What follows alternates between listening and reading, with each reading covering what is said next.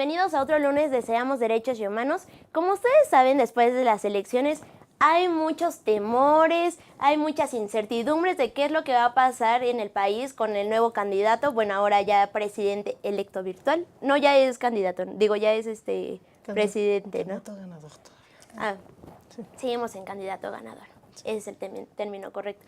Y hoy el tema que nos refiere es hablar un poco sobre el futuro internacional que va a haber para nuestro país, que vamos a tratar de visualizar en esta cuestión con alguien que es experto en la materia, el maestro José Andrés Camino. Bienvenido. Muchas gracias, Merit, muchas gracias, Fanny. Como siempre, es un gusto acompañarlos. Y bueno, en este rato vamos a hablar sobre lo que corresponde a la política exterior de la próxima administración 2018-2024. Puede que a lo mejor ustedes se queden un poco más tranquilos o se queden un poco más espantados tal vez. Y bueno, Fanny, como cada lunes, bienvenida, amiga, ya te extrañaba. Pues la otra vez sí estuve, ya voy a venir siempre, amigos. Sí, pero pues una semana de diferencia pues hace que yo te extrañe. Qué pena. Y bueno, regresando al tema principal, nos gustaría que antes de empezar nos contara un poco sobre su carrera, porque es que lo tenemos sentado aquí y estamos muy felices de que esté aquí. Ok, muchas gracias.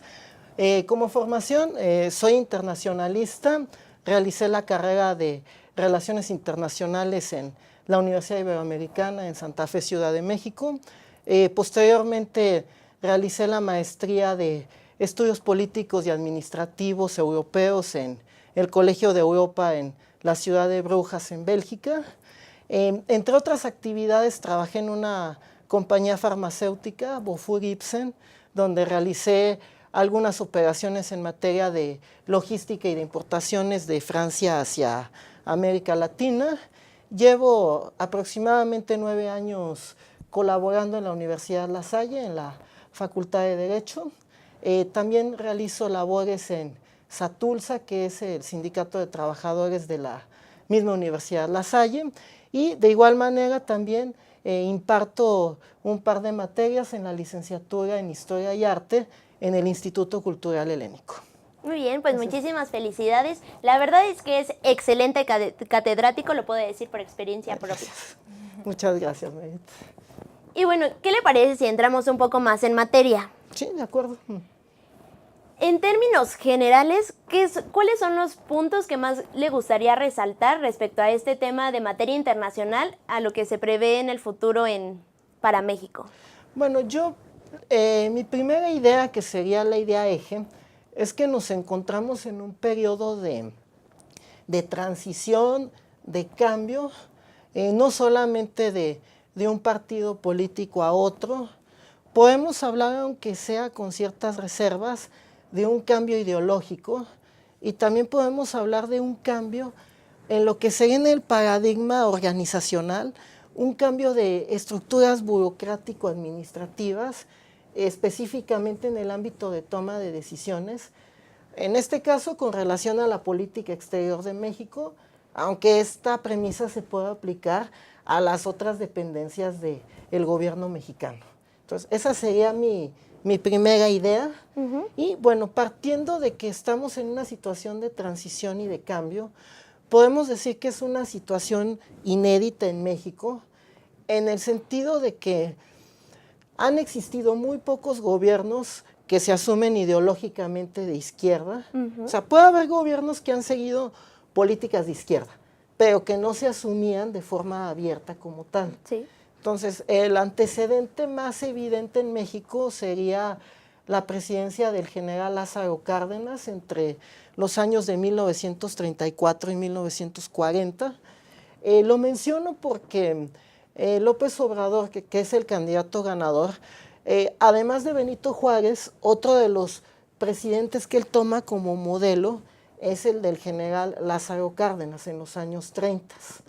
Entonces, hablando rápidamente de cuestiones ideológicas, tendríamos que mencionar que en principio López Obrador sería un presidente de izquierda, pero con un corte nacionalista, en la lógica de lo que fue el antiguo nacionalismo revolucionario en México, donde se buscaba originalmente tener un Estado fuerte. O sea, un Estado fuerte, digamos, como espejo frente al ámbito de la propiedad privada. Y bueno, eso es algo que Sí. muchos, o sea, de sus contrincantes o ex contrincantes, Sí. lo mencionaban, ¿no? Que es a Sí. un punto que decían que no teníamos que volver al pasado donde teníamos un estado proteccionista, ¿no? Mira, una cuestión, Fanny, es que estamos viendo que estos modelos nacionalistas, proteccionistas, algunos de sus detractores dirían populistas, están inmersos en una ola mundial. O sea, hay que tomar en cuenta que el caso mexicano no está aislado en el resto del mundo. O sea, con toda la crítica que se pueda llevar, Estados Unidos tiene al día de hoy un gobierno de corte populista. Inclusive vimos hace unos pocos días que en Italia se acaba de formar otro gobierno de corte populista entre populistas antiglobalizadores, que sería el movimiento de 5 estrellas, y populistas nacionalistas, que sería la Liga del Norte. Inclusive, en cierta medida, el gobierno de Theresa May en el Reino Unido ha contado hasta hace unos días con miembros del gabinete de corte populista, bueno, concretamente Boris Johnson en su momento, que han seguido políticas de corte nacionalista y, bueno, en el caso concreto de ellos, que se oponen o se oponían a la presencia del Reino Unido en la Unión Europea. Entonces, creo que es importante situar el caso de López Obrador desde una perspectiva global, donde López Obrador es un presidente o va a ser un presidente que tiene un discurso populista, pero en una época en la que se han ganado elecciones en varios países del mundo por fuerzas que mantienen estos postulados, donde en mi opinión la principal crítica sería a la globalización y en otra medida a las políticas emanadas del consenso de Washington, o sea, del modelo neoliberal. Yo creo que a lo mejor comparando este modelo en México como en Europa, yo creo que hablar de una derecha y una izquierda, tanto en, por ejemplo, en América como en Europa, no es lo mismo. Difiere, o sea, a lo mejor en izquierda sí se puede como a lo mejor un poco comparar un poco más, pero a lo mejor hablar de una derecha es muy extremista, ¿no? A lo mejor el concepto en Europa, ¿no? Entonces, por eso yo siento que no se puede como a lo mejor comparar tanto el modelo en Europa como en América. Y o sea, y en esto, o sea, también siento que, o sea, sabemos que el nivel del porcentaje que tuvo López Obrador fue muy alto, ¿no? Y que no se había tenido un porcentaje así desde hace... Muchísimas décadas. Exactamente, de muchísimo tiempo. Pero que esto también es el reflejo del descontento de la gente a nivel nacional, federal, de que pues todo siempre cada vez se polariza más los recursos, se polariza absolutamente todo. Bueno, también es importante, y bueno, tratando de centrar el tema inicial, que la elección de México, además de responder a un contexto internacional, también responde a elementos en clave interna. Entonces, bueno, parte del triunfo de López Obrador se debió al rechazo muy generalizado que tuvo el todavía partido gobernante, el PRI, en el cual se trató de manejar en la elección un discurso o una lógica entre continuidad y cambio, entendiendo que el Partido Revolucionario Institucional era la continuidad, mientras que la bandera del cambio la manejó por una parte López Obrador con Morena y también Ricardo Anaya por parte del Partido Acción Nacional, aunque finalmente con grupos de trabajo distintos y bueno, con algunas políticas o algunas propuestas de política en principio distintas y sobre todo con bases electorales distintas. Entonces, este discurso del cambio podía ser llevado a cabo por el candidato de Por México al Frente, con mucho apoyo en algunos estados del centro norte del país, principalmente, estados como Querétaro, Guanajuato, Aguascalientes.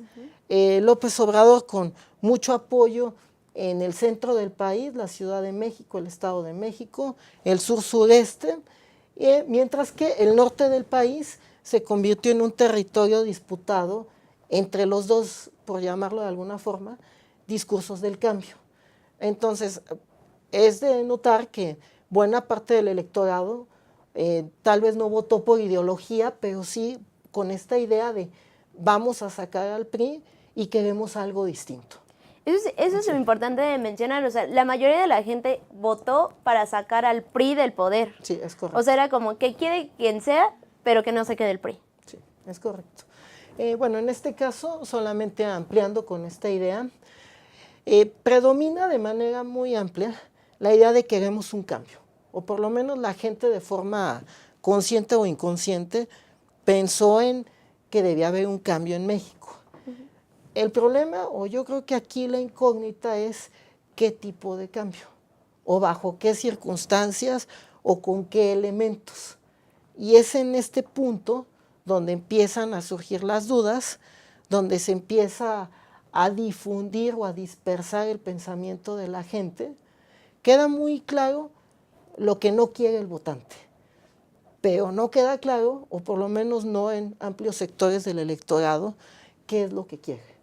Y en mi opinión, trasladándolo a la nueva administración, creo que también en algunos momentos y en algunos temas, también estas dudas quedan en lo que va a ser el propio equipo gobernante que va a entrar en funciones a partir del 1 de diciembre.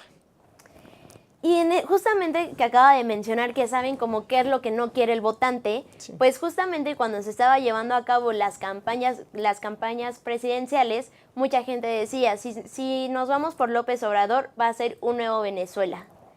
¿Cuál es su opinión y percepción respecto a esto? Mira, bueno, aquí voy a contestar un poco pensando en la clave académica. Okay. O sea, como si en un grupo en los que imparto clase me hicieran esa pregunta.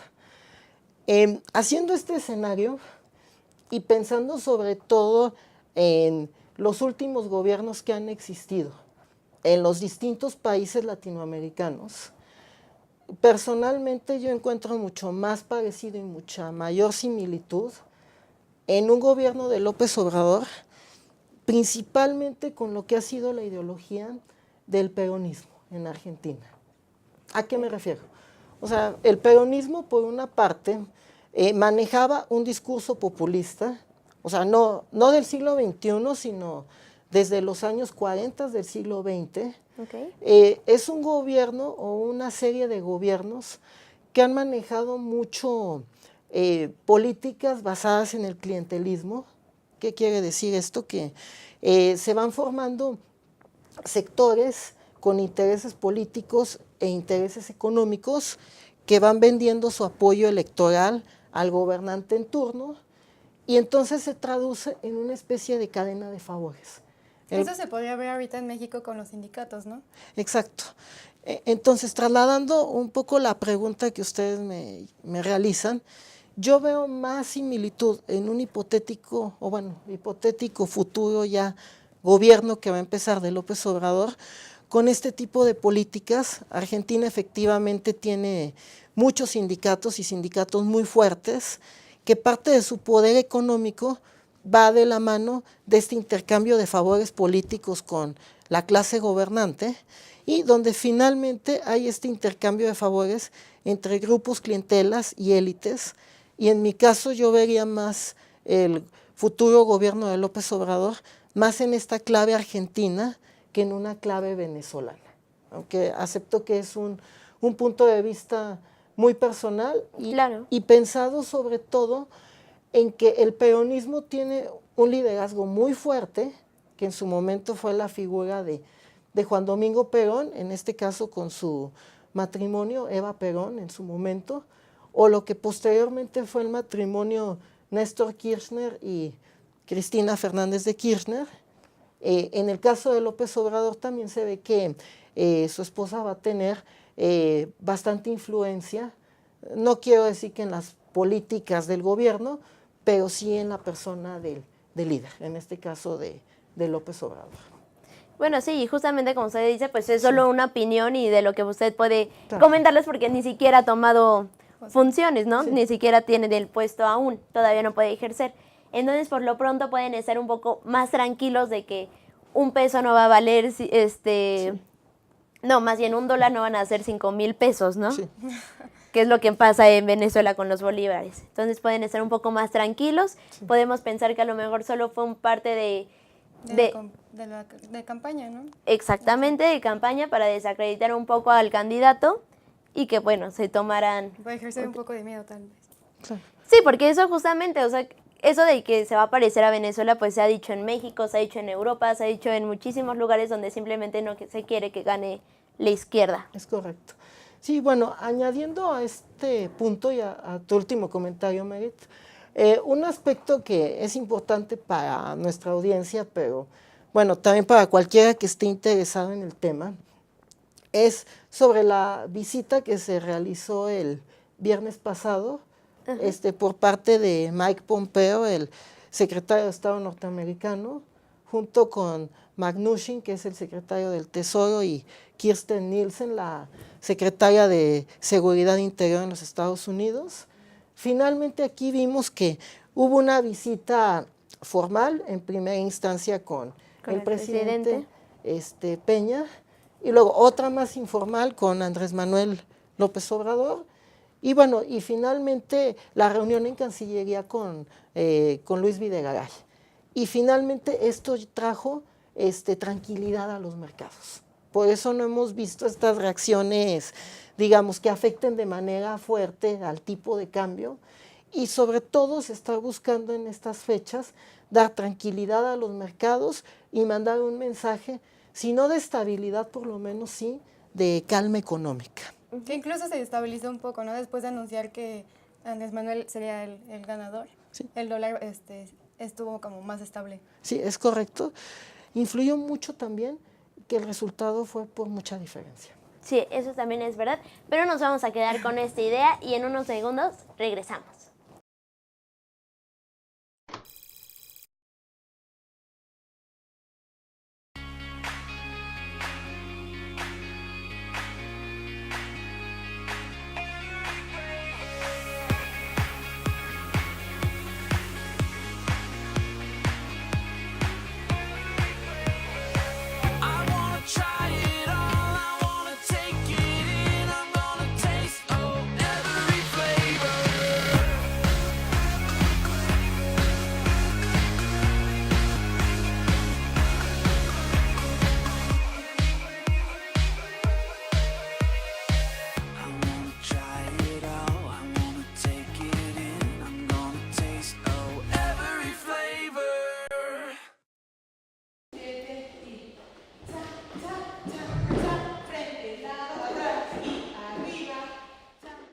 Para mí el baile es como una terapia porque me ayuda a relajarme, a desestresarme y a sentirme mejor. Cuando era estudiante estuve becada por el taller de baile y al terminar la licenciatura me ofrecieron quedarme como maestra de danza y acepté de inmediato. Más que un trabajo, lo veo como una forma de regresarle a la institución el apoyo que en algún momento me brindó. Estudié psicología porque siempre me ha gustado ayudar a las personas que están a mi alrededor. Actualmente estoy haciendo una investigación con cuidadores primarios de pacientes con cáncer y esta experiencia me ha llevado a plantearme nuevos horizontes en lo profesional. Soy Carla Fernández y uní la psicología y la danza para ayudar a que la gente se sienta mejor. UNILA es más.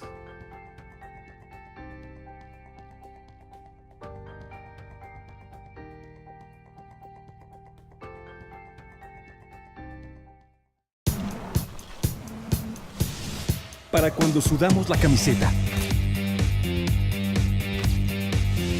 Para los que tenemos una vida intensa.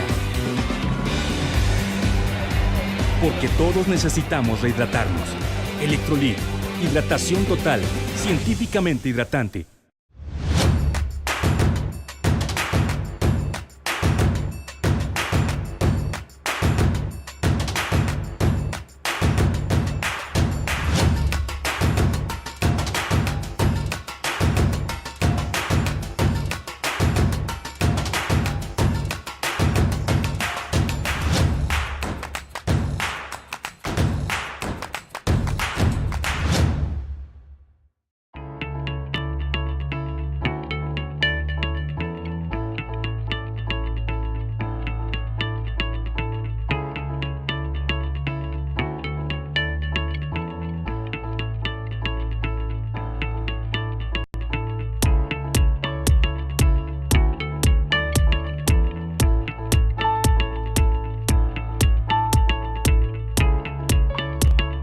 Estamos seguros que construyendo a través de la gente podremos trabajar y sobre todo contribuir en los resultados de su negocio.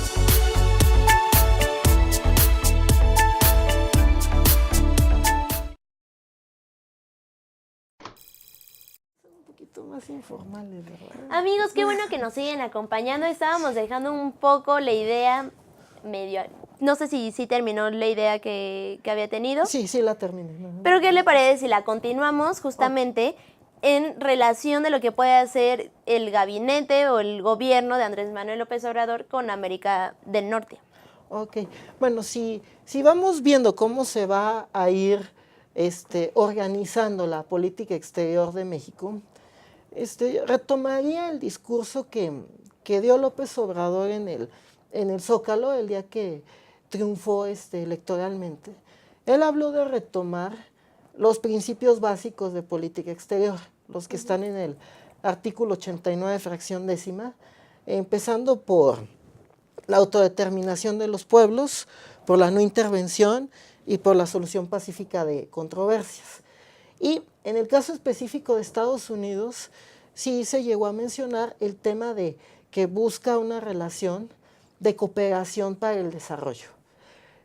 En mi opinión, y lo digo muy superficialmente, como es un gobierno que apenas va a empezar y que implica una nueva experiencia en cuanto al equipo gobernante que va a comenzar, hay que ir dotando de contenidos estos discursos. Entonces creo yo que a lo mejor se tiene una idea del qué, pero falta mucho estructurar el cómo. Entonces, existe una intención, o por lo menos yo alcanzo a apreciar, en el sentido de queremos cooperar con Estados Unidos, así lo plantean.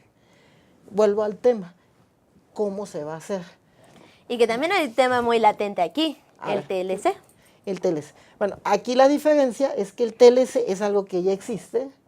Finalmente tenemos... Se está negociando simplemente, ¿no? Sí, o renegociando. Sí, entonces, bueno, ya existe el TLC, se está renegociando.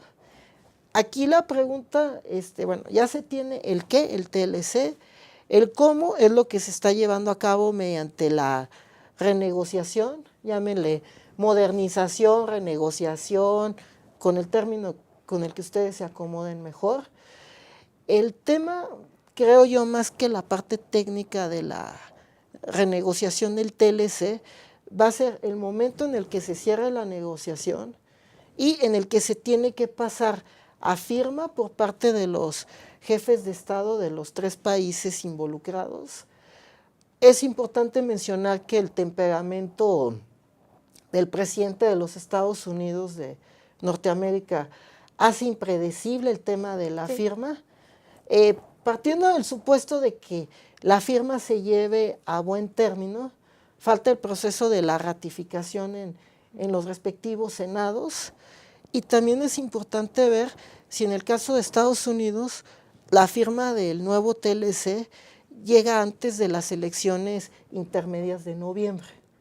Creo yo que en el caso del TLC la hoja de ruta ya está marcada y en mi opinión creo que al menos en esta etapa, hasta antes de la firma y ratificación, es un tema de voluntad política y de ir cerrando los capítulos que van quedando pendientes. O sea, específicamente las reglas de origen en el sector automotriz y algunas otras cuestiones como la llamada cláusula sunset, que plantea una revisión, evaluación, a reserva del contenido final, cada 5 años del tratado.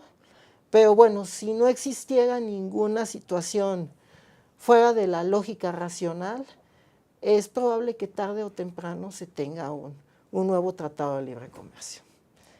Que a lo mejor es benéfico o no es benéfico para México. Va a depender mucho de los contenidos. Digamos, si especulamos un poco con lo que se está tratando en estos meses, hay que ver algunas otras cuestiones que están ahí pendientes. Por una parte, Canadá ha presionado a México, sobre todo, con el tema de los salarios. Entonces hay una presión fuerte sobre México para que incremente el salario mínimo. hay que tomar en cuenta que la brecha salarial entre México con Estados Unidos y Canadá es muy... altísima. Sí, es bastante profunda. Que bueno, incluso eso fue un tema que también mencionaban los ex candidatos, ¿no? Presidenciales, o sea, sobre todo Anaya y Andrés Manuel, ¿no? Sí, también. El punto aquí también es que en política interna, subir de manera indiscriminada los salarios puede tener efectos colaterales, sobre todo en términos de inflación, y bueno, también puede repercutir en otros ámbitos del mercado laboral, porque al encarecer la mano de obra, sobre todo para la inversión extranjera, pudiera de forma hipotética ser menos atractivo el mercado mexicano que otros mercados para realizar sus inversiones. Que incluso es lo que le criticaban a Anaya, ¿no? Que él mencionaba, hacía mucho hincapié en este tema y decía que quería aumentar el salario, no me acuerdo la cantidad exacta, pero decían que era bastante y pues, o sea, tendría consecuencias, no solamente era como, ay, sí voy a subir el salario y ya, o sea. Sí, pero quien lo quería subir extremadamente era Andrés Manuel más bien, ¿no? También Anaya. Los dos. Ajá, pero el que dijo así como, y nos vamos a ir a no sé dónde, no sé cuánto, o sea, pero muy abismal era Andrés Manuel. Mira, en cualquiera de los dos casos, la cifra que se manejaba estaba muy por encima de la actualización salarial. Y bueno, aún al margen de las promesas de campaña, este discurso se ha moderado mucho en estos días. Ya prácticamente no hemos escuchado hablar del tema de los salarios, o por lo menos no en las dimensiones en que se manejó durante las campañas políticas. Entonces, si vamos viendo, y retornando al tema eje, el TLC va a ser un tema que está y que va a seguir estando en la relación bilateral con Estados Unidos. También hay otros temas que tenemos que ver, como sería el caso de la migración, donde se ha llegado a manejar la posibilidad de buscar algún tipo de acercamiento con los países centroamericanos, que son países expulsores de migrantes. Hay que tomar en cuenta que México es un país tanto de expulsión como de tránsito. Y en menor medida hasta de acogida. En medida mucho menor. Sí, que en los últimos años ha ido aumentando más, o sea, el término en el que la gente prefiere ya no que solo sea México de tránsito, sino más bien de destino. De destino.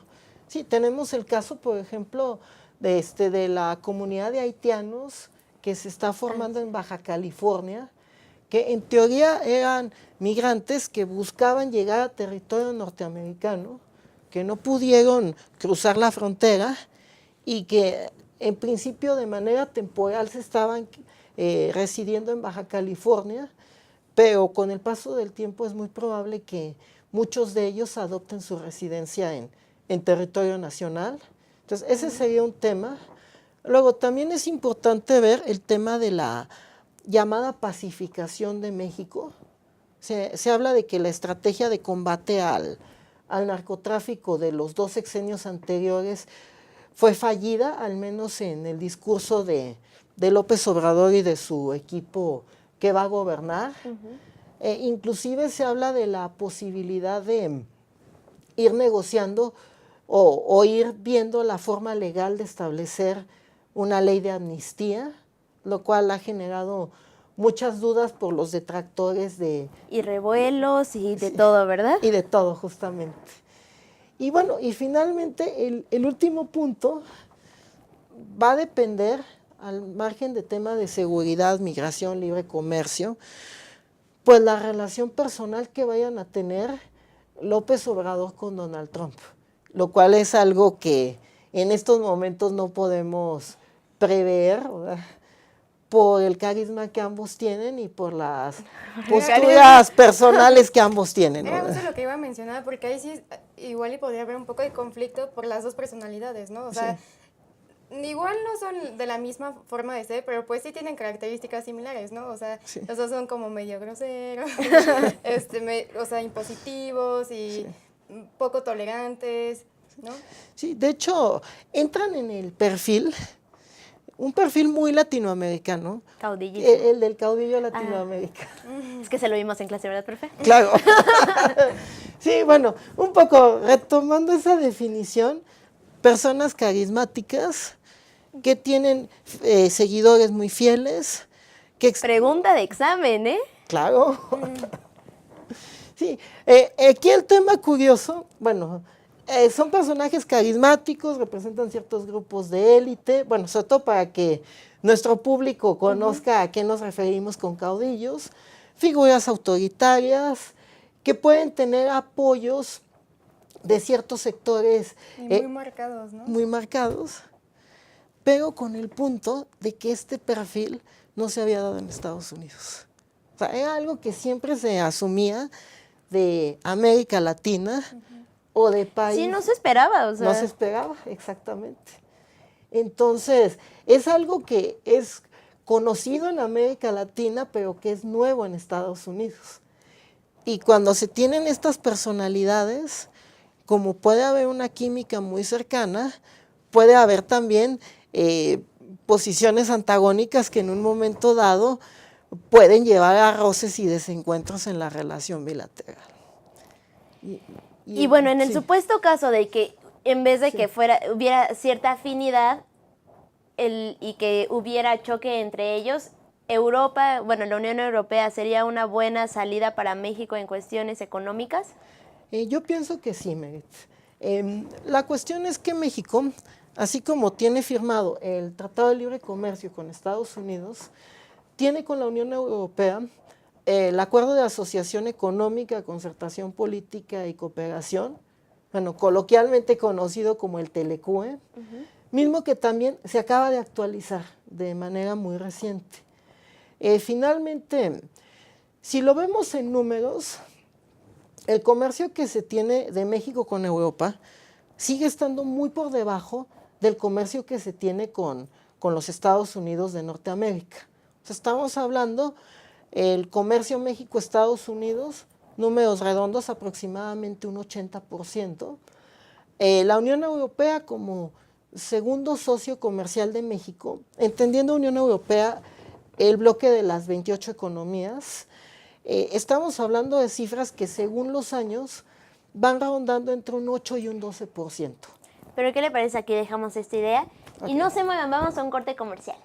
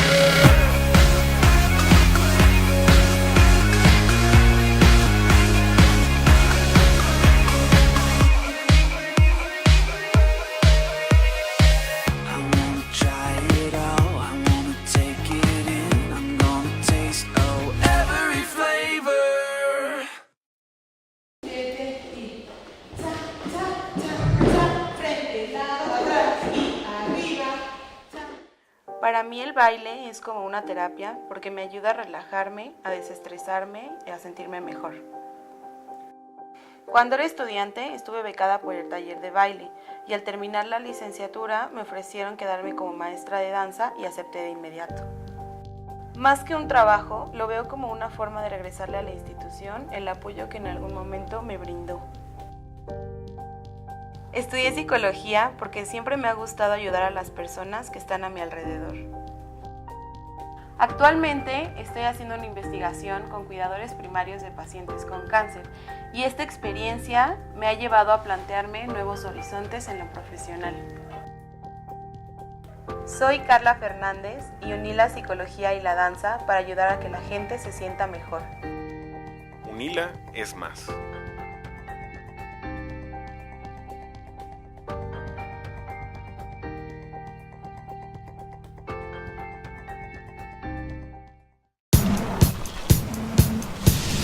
para cuando sudamos la camiseta. Para los que tenemos una vida intensa. Porque todos necesitamos rehidratarnos. Electrolit, hidratación total, científicamente hidratante.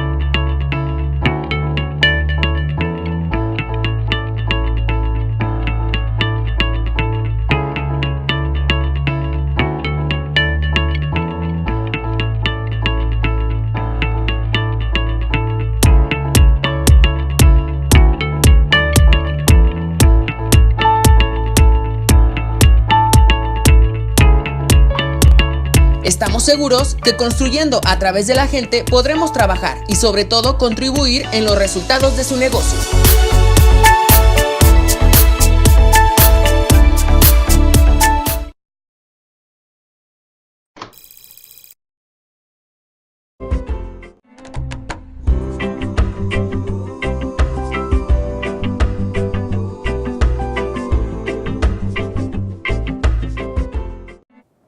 Amigos, lamentablemente ya estamos llegando al último bloque, pero la verdad es que es un tema muy extenso, entonces vamos a tratar de puntualizar en donde creemos que son los puntos más importantes para el futuro internacional de México. Regresamos a la idea esta de la relación México con la Unión Europea. Sí.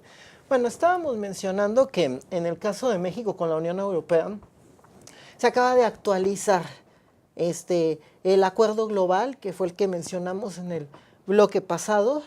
Esto significa que la relación comercial con Europa en principio va en buenos términos.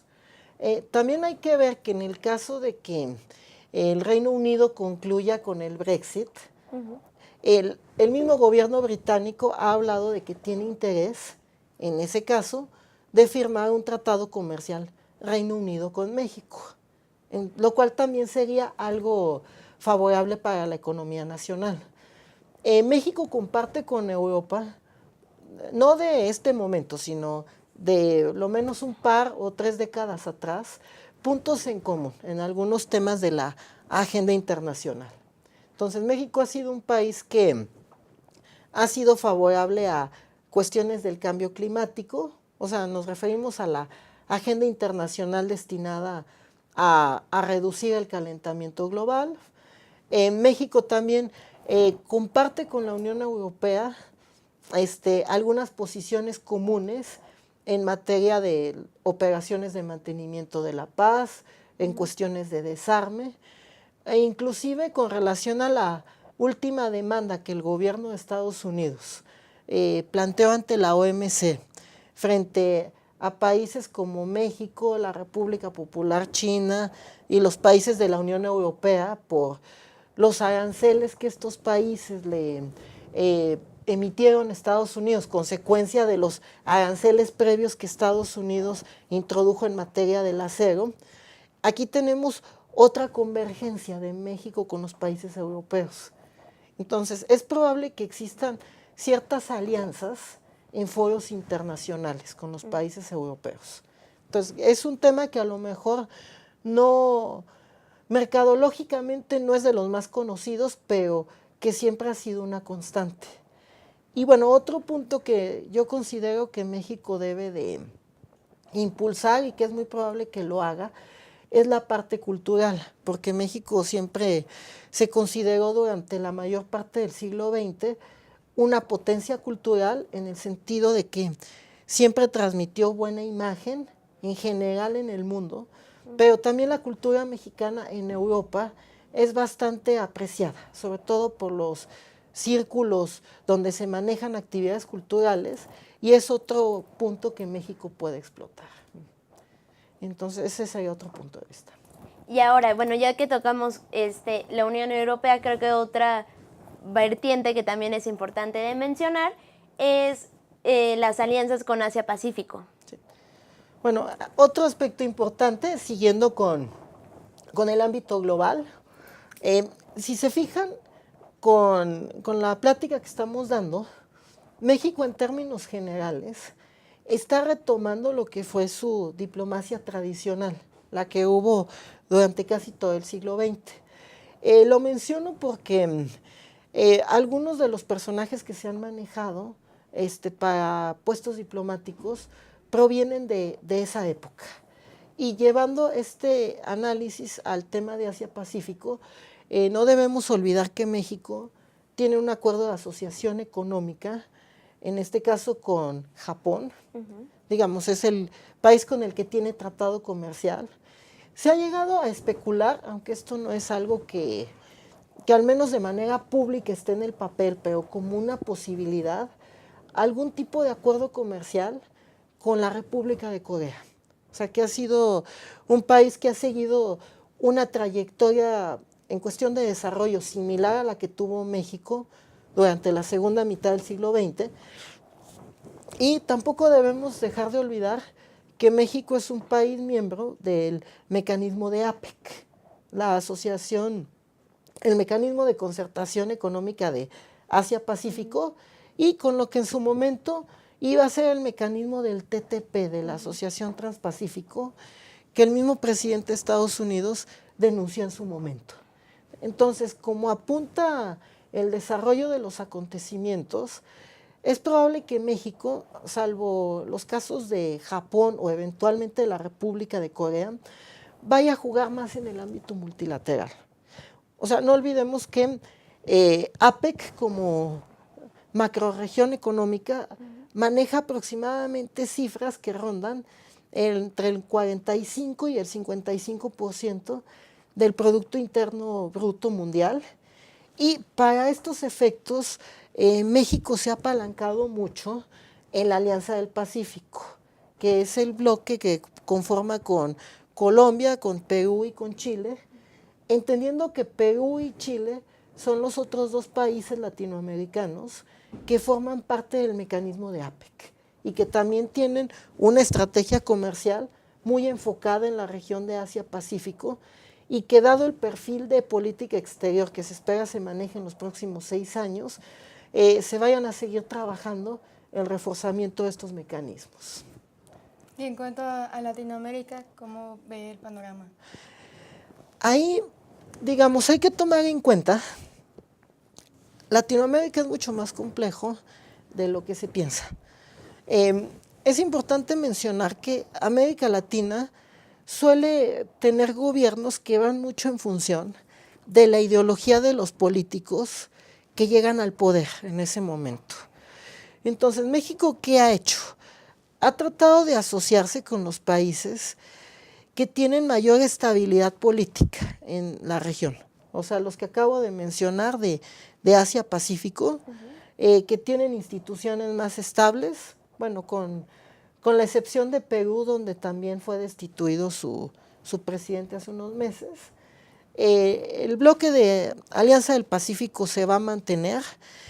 Para el caso, yo creo que lo importante, que para mí es un desafío que no se ha resuelto durante los gobiernos anteriores, sería la relación bilateral de México con Brasil. O sea, hay que tomar en cuenta que Brasil es el país territorialmente más grande de América Latina, el más poblado. Brasil es un país que siempre ha buscado ejercer un liderazgo, por lo menos en la subregión sudamericana, sobre todo en lo que corresponde a América Latina y los llamados países del sur, o sea, África y algunos países asiáticos. Y bueno, en el caso de México con Brasil, se tiene un acuerdo de complementación económica en materia automotriz, pero no se ha podido firmar un tratado comercial de México con Brasil ni con los países de Mercosur. Entonces, creo que aquí no hay todavía una postura clara, pero yo lo dejaría como una asignatura pendiente tanto para el público como para los tomadores de decisiones, que se piense en algún tipo de estrategia en la cual México y Brasil tengan una buena relación como países en el que cada quien respete sus intereses mutuos, pero que también se traduzca en un beneficio para el conjunto de la región latinoamericana. Lo mismo puedo decir respecto de Argentina, que serían, creo yo, los dos países donde se tienen que sentar las delegaciones de ambos países, definir qué es lo que se busca y ver qué es lo que se puede pensar en términos de una agenda latinoamericana. O sea, creo que queda como una asignatura pendiente y espero que los tomadores de decisiones lo tomen en cuenta para el proyecto de política exterior para los próximos 6 años. O sea, sí, Bueno, pero esto tomando en cuenta que, o sea, López Obrador en campaña también dijo que a lo mejor ni siquiera iba a ser como tan necesario como las relaciones internacionales, porque a lo mejor el mismo país iba a tener que ser lo autosuficiente. Sí, su discurso siempre era como la mejor política exterior es la interior, ¿no? Sí. Algo así. Algo así. Palabras más, palabras menos, pero... Bueno, yo solamente dejo una idea en el sentido de que sí, la mejor política exterior es la interior, así lo manejó López Obrador en su discurso. Sin embargo, también la política exterior es el reflejo de la interior. Exacto. Y en política exterior se tiene que buscar cubrir las necesidades que no se puedan cubrir en política interior. Con esa idea yo lo dejaría y bueno, cualquier otra cuestión que quieran que platiquemos, me la pueden preguntar. Te la pueden mandar por Sí. Facebook. Lamentablemente ya llegamos al término del programa. Le queremos agradecer muchísimo que nos haya acompañado y nada más nos queda preguntarle si quiere agregar algo más. De momento solamente, al margen de cualquier postura política que tenga nuestro público, desear que la próxima administración tenga éxito en los objetivos tanto de política interna como externa que desea realizar y bueno, y sobre todo que haya un consenso nacional en todas las decisiones que se tomen, entendiendo que la oposición tiene diferencias, pero que se resuelvan por medio de un diálogo constructivo entre las partes. Me quedo con esta idea. Y bueno, así como usted espera eso, nosotros esperamos exactamente lo mismo y solo nos queda agradecerle que nos haya Muchas acompañado. Fanny. Adiós, amigos. Y muchas gracias a ustedes por habernos acompañado. Nos vemos en la siguiente. Bye.